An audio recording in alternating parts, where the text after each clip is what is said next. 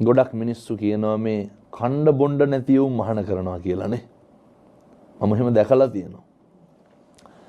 ගොඩක් කියනවා මේ දුප්පත් ළමයි ගෙනල්ලා මහාන කරනවා කියලා. මම නම් හිතන්නේ කවුරුත් එහෙම කණ්ඩ බොණ්ඩ නැතුව මහාන වෙනවා කියලා. මාත් එක්ක 14ක් මහාන වුණා. දැන් කී දෙනෙක් ඇද්ද?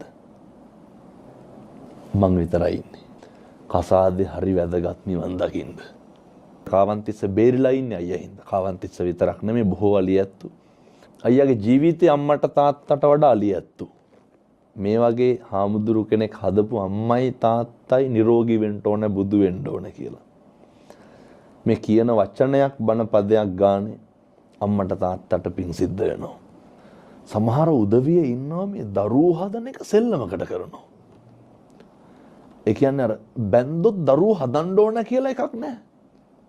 දරුවෝ වදන්න හදන්න පුළුවන් නම් විතරක්. ඒ වගකීම ගන්න පුළුවන්. වගකීම ගන්න පුළුවන්. ප්‍රේම සම්බන්ධතාවයේ තියාගන්න මතක තියාගන්න වෙනස් වෙනවා කියලා. අවුරුදු 10 11 ප්‍රේම සම්බන්ධතා තිබිලා විවාහ වෙලා දරුවෝ හදලා කොච්චර තියෙනවද නේ ඩිවෝස් වෙන ඒවා. විවාහ වෙන තරුණ තරුණියෝ දැනගන්න ඕන ඉගෙන ගන්න ඕන පාඩමක් තමයි මේ අර අනේකගේ මතයට කරු කරන්න අනේක ඉවසන්න අනේකගේ වෙනස් වීම දරා ගන්න බැන ඇත්තටම කසාද බඳින්න එපා.